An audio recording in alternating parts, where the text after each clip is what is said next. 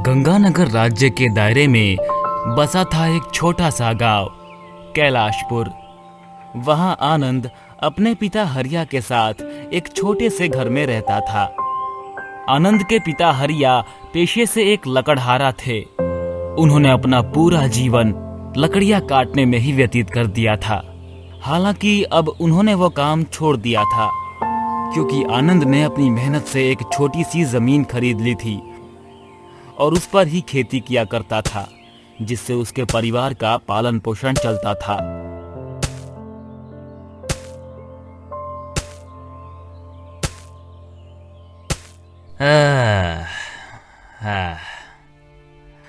भैया हरिया, गांव वाले सही ही कहते हैं। तुम्हारा बेटा आनंद बहुत मेहनती है। जरूर तुमने पिछले जन्म में अच्छे कर्म किए होंगे, जिनके फलस्वरूप वर्षों पहले जंगल में लकड़ी काटते वक्त आनंद तुम्हें मिला। जी काका, आप सही कह रहे हैं। आज मैं अपने पुत्र की वजह से ही चैन की नींद सो पाता हूँ और हम भरपेट भोजन भी कर पाते हैं बिना किसी चिंता के। ये सब मेरे पुत्र की मेहनत से ही है। आनंद हरिया का सगा बेटा नहीं था।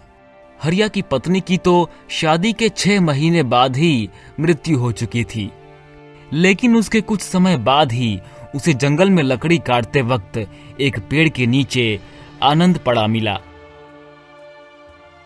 हरिया को उस नवजात बच्चे पर बड़ी दया आई और वो उसे घर ले गया। और तब से लेकर आज तक आनंद ही हरिया का एक लौता पुत्र है।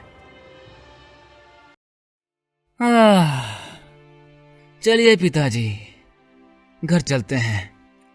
खेत की खुदाई तो हो गई, अब बस इसे सींच कर बीज बोना बाकी रह गया है।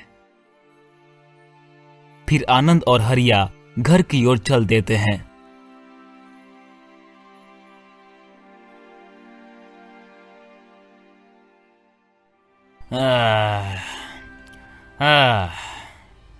बेटा, आज तुमने खेत में बहुत मेहनत की है, इसीलिए फटाफट जाओ और हाथ मुंह धोकर आराम करो। जाओ।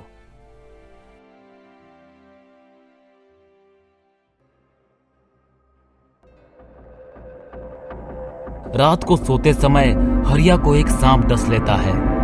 सांप के डसने के कारण हरिया की उसी क्षण मृत्यु हो जाती है।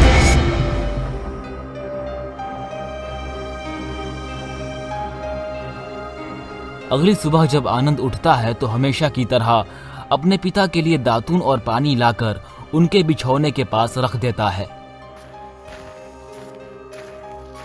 जब उसकी नजर हरिया के हाथ और पैरों पर पड़ी तब उसकी पैरों तले जमीन खिसक गई।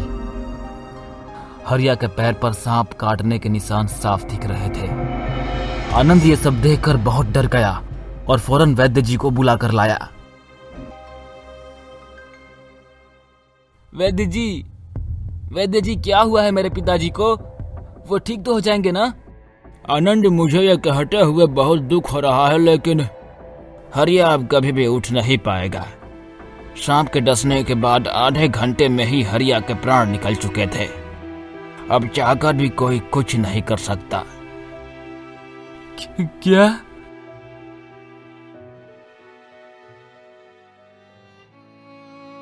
पिताजी, आप मुझे छोड़कर क्यों चले गए?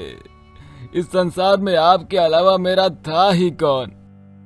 हे भगवान, ये तेरी कैसी लीला है। जन्म लेते ही मुझे जंगल में फेंक दिया गया और अब मेरे जीने की आखिरी उम्मीद भी खत्म हो गई। धीरज रखो आनंद, मैं समझ सकता हूँ कि हरिया की मौत तुम्हारे लिए किसी सदमे से कम नहीं है, लेकिन अब होने को कौन टाल सकता है भला। एक ना एक दिन सबको उस ऊपर वाले के पास ही जाना है। इसीलिए अपने मन की व्यथा से बाहर निकलो और अपने पिता के अंतिम संस्कार की तैयारी करो। फिर आनंद ने पूरे सम्मान के साथ हरिया का अंतिम संस्कार किया। हरिया की मौत के बाद से आनंद बहुत उदास रहने लगा। जो लड़का कभी हमेशा खुश और प्रसन्न रहता था, वो आज दुख के सागर में डूब चुका था। बेचारा, हरिया की मौत की बात से तो जैसे इसकी हंसी कहीं खो सी गई है। सही कह रहे हो भाई, हरिया की मृत्यु से आनंद को घोर सदमा पहुंचा है। हाँ, अब कर भी क्या सकते हैं, शायद भगवान की यही मर्जी थी। एक दिन आनंद जंगल में एक पेड़ के नीचे बैठकर अपने पिता हरिया को याद कर रहा था। पिताजी, आप मुझे छोड़कर क्यों चले गए? आपके बिना मुझे कुछ अच्छा नहीं लगता। बार बार सोचता हूँ कि काश आप मेरे पास होते, लेकिन फिर मुझे आपकी मृत्यु का वो मनहूस दिन याद आता है और मैं अपने आंसुओं को चाहकर भी रोक नहीं पाता। आनंद अपने पिता को याद कर ही रहा था कि तभी उसके कानों में किसी की आवाज टकराई। राजकुमार आनंद, क्या हुआ? तुम रो क्यों रहे हो? वो आवाज उसी वृक्ष के ऊपर से आ रही थी जिसके नीचे आनंद बैठा हुआ था। क्या हुआ राजकुमार आनंद, तुम इतने व्यथित क्यों हो? आनंद उठा और ऊपर देखा तो वो आवाज एक उल्लू की थी, परंतु एक उल्लू को इस तरह इंसानी आवाज में बात करते देख आनंद हैरान हो गया। ये मैं क्या देख रहा हूँ? एक उल्लू मुझसे इंसानी आवाज में कैसे बात कर सकता है? नहीं राजकुमार आनंद, ये सपना नहीं बल्कि हकीकत है। लेकिन ऐसा कैसे संभव है? तुम भला एक उल्लू होकर इंसानी आवाज में कैसे बात कर सकते हो? इस संसार में सब कुछ संभव है आनंद। अच्छा ये सब छोड़ो, तुम ये बताओ कि तुम उदास क्यों हो? अब क्या बताऊं मैं तुम्हें उल्लू राजा कि भगवान ने मेरे साथ कितना गलत किया है। फिर आनंद ने पूरी बात उस उल्लू को बताया। ये तो बहुत बुरा हुआ तुम्हारे साथ, परंतु यही विधि का विधान है। जिसने भी जन्म लिया है उसे एक न एक दिन मरना ही पड़ता है। परंतु यही विधि का विधान था और तुम्हारे आगे के जीवन का प्रारंभ भी, जो कि बहुत कठिन है। अब कैसा अंत या आरंभ? पिताजी के बिना हर उपलब्धि मेरे लिए व्यर्थ है।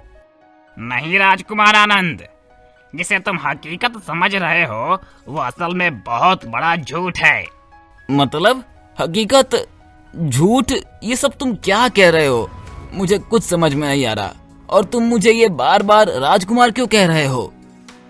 क्योंकि तुम रायगढ़ के राजा विक्रम राय के पुत्र राजकुमार आनंद राय हो। लेकिन ऐसा कैसे संभव है? अगर मैं एक राजकुमार होता तो मुझे जंगल में क्यों छोड़ते?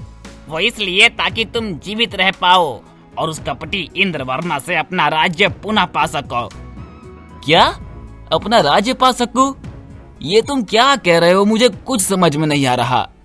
धीरज रखो आनंद, मैं तुम्हें सारी घटना विस्तार से बताता हूँ।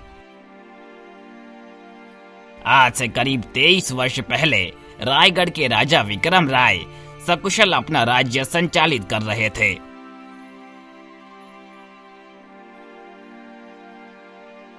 मंत्री जी, हमें लग रहा है कि ये हरिराम ही वो चोर है, क्योंकि अगर ये सिक्के लेकर नहीं भागा था तो इसके पैरों में वो रंग कैसे लग गया जो हमने असली चोर को पकड़ने के लिए दुकान के बाहर बिखेरे थे। जी महाराज, आपका कहना उचित है। इसके अलावा आसपास के लोगों ने भी इसे भागते हुए देखा था, जो देर रात तक काम करते हैं। सिपाहियों, ले जाओ इस चोर को और डाल दो कारागार में।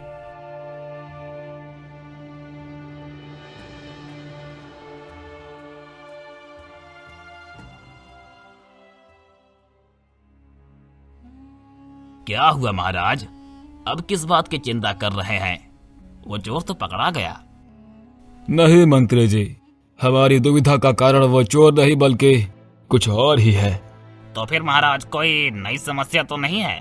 मंत्री जी, आप तो जानते ही हैं कि हमारी शादी के कितने वर्षों बाद महर्षि कश्यप के आशीर्वाद से महारानी गर्भवती हुई। हाँ तो महाराज, इसमें चिंता करने वाली क्या बात है? ये तो खुशी की बात है। आपको इन दिनों प्रसन्न मन से महारानी और अपने आने वाले पुत्र के बारे में सोचना चाहिए। मंत्री जी, दरअसल बात कुछ ऐसी है कि जब हम ऋषि कश्यप के पास अपनी समस्या लेकर गए थे, तब लौटते वक्त उन्होंने मुझसे कहा था कि वो मुझसे अकेले में मिलना चाहते हैं, कोई जरूरी बात के लिए। और उसके कुछ दिनों बाद मैं पुनः आश्रम गया और तब उन्होंने कहा कि ध्यान से सुनो राजन, तुम्हारे पुत्र के जन्म के ठीक 1 महीने बाद से ही तुम्हारे राज्य में घोर अंधकार छाने वाला है। क्या? ये आप क्या कह रहे हैं ऋषिवर? मेरा राज्य खतरे में है? हाँ राजन, और उस संकट से तुम्हें तुम्हारा पुत्र ही बचा सकता है। परंतु ऋषिवर, अभी आपने कहा कि यह संकट मेरे पुत्र के जन्म के 1 महीने पश्चात ही राज्य में छा जाएगा, तो संकट से हमारा पुत्र हमारी रक्षा कैसे करेगा? और यह संकट है क्या? राजन, मैं इस संकट के बारे में तो तुम्हें नहीं बता सकता, लेकिन